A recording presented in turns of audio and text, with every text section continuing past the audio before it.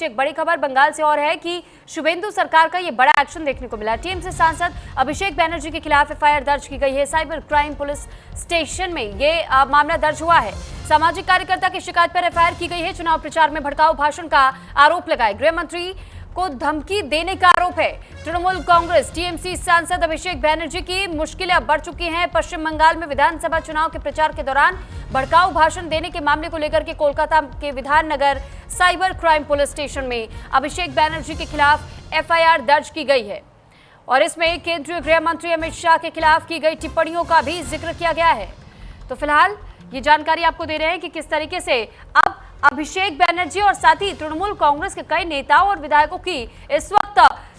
दिक्कतें बढ़ती हुई नजर आती है। सचिन हमारे साथ ज्यादा जानकारी के साथ में जुड़े हुए हैं। सचिन, जानकारी चाहेंगे आपसे कि अभिषेक बैनर्जी ने जो चुनाव से पहले जिस तरीके की भाषा का इस्तेमाल करते हुए और वो स्पीचेस देने का काम कर रहे थे, अब उसमें उनकी मुश्किल बढ़ती हुई दिखाई दे रही है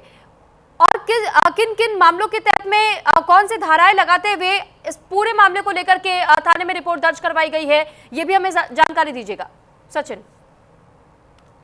देखिए, अभिषेक बैनर्जी के खिलाफ जो कार्रवाई करने जा रही है कलकत्ता पुलिस,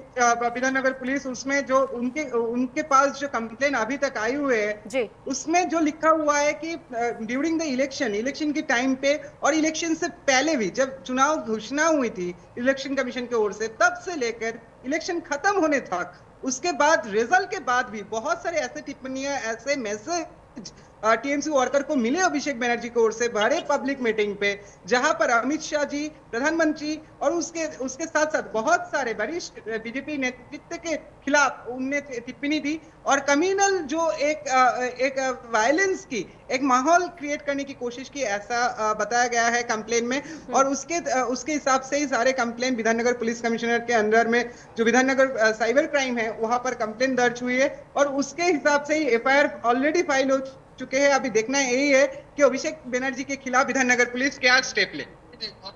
ठीक है सचिन, साथ ही ये भी जानकारी चाहेंगे आपसे कि गृह मंत्री अमित शाह के लिए भी जिस भाषा का इस्तेमाल किया गया था, अभद्र टिप्पणियों का जो जिक्र किया गया था खुले मन से, और ये अभिषेक बैनर्जी की सिर्फ बात नहीं है बल्कि ये भी कहा जा रहा है कि तृणमूल कांग्रेस के कई नेताओं पर इस वक्त यही तलवार लटक रही है। क्या वाकई ये सच्चाई है और किन बातों का जिक्र किया गया है, किन टिप्पणियों का जिक्र किया गया था, ये भी बताइएगा।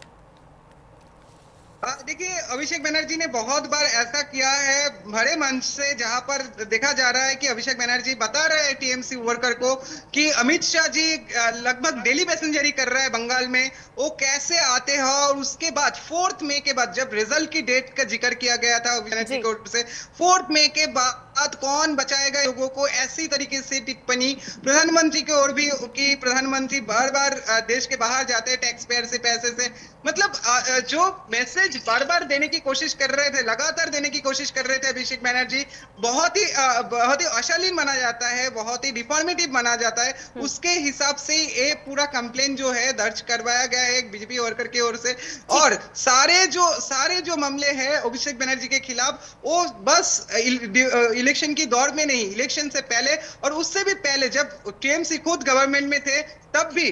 बीजेपी के खिलाफ, बस बीजेपी के खिलाफ नहीं, prime minister and home minister के अगेंस्ट पे, रेल मिनिस्टर के अगेंस्ट में लगातार जो टिप्पणियां किया गया है टीएमसी की ओर से, वो सारे बात जो है इस एफआईआर में लिखा गया है। ठीक है सचिन, बहुत धन्यवाद आपका तमाम जानकारी हम तक पहुंचाने के लिए।